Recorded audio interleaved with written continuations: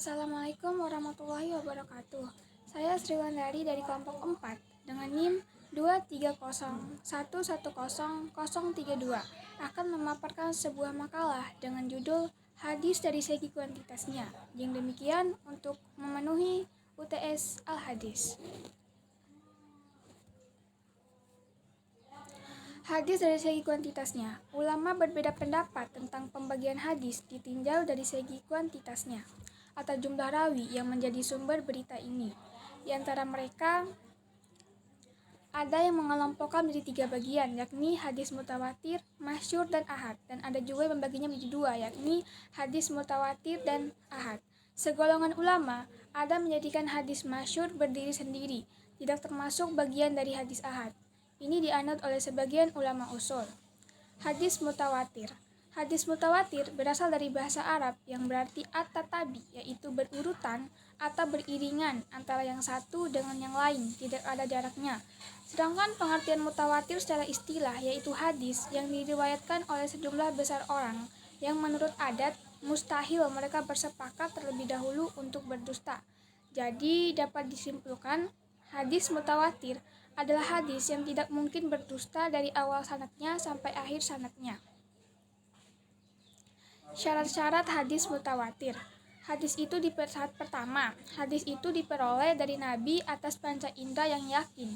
Maksudnya, perawi dalam memperoleh hadis Nabi haruslah benar-benar dari hasil pendengaran atau penglihatan sendiri.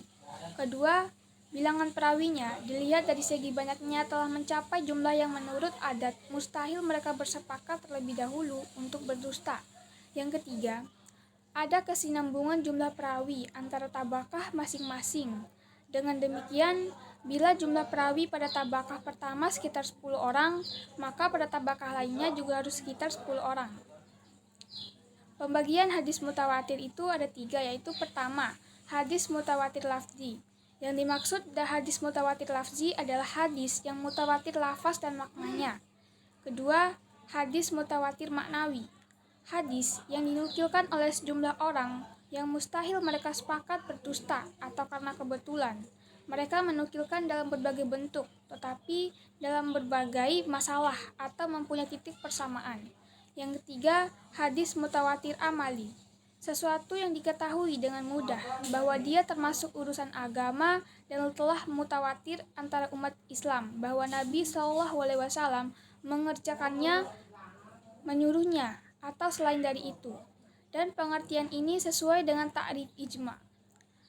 Hadis ahad. Pengertian hadis ahad. Al-ahad jamak dari ahad. Menurut bahasa berarti al-wahid atau satu.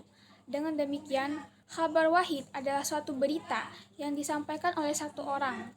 Sedangkan yang dimaksud hadis ahad menurut istilah yaitu khabar yang jumlah perawinya telah tidak mencapai batasan jumlah perawi hadis mutawatir. Baik perawi itu 1, 2, 3, 4, 5, dan seterusnya, yang tidak memberikan pengertian bahwa jumlah perawi tersebut tidak sampai kepada jumlah perawi hadis mutawatir. Pembagian hadis ahad. Yang pertama ada hadis masyhur. Masyhur menurut bahasa ialah al-istishar wa al-zuyu, sesuatu yang sudah tersebar dan populer. Sedangkan menurut istilah, terdapat beberapa definisi yaitu hadis yang diriwayatkan dari sahabat tetapi bilangnya tidak sampai ukuran bilang mutawatir, kemudian baru mutawatir. Macam-macam hadis masyhur.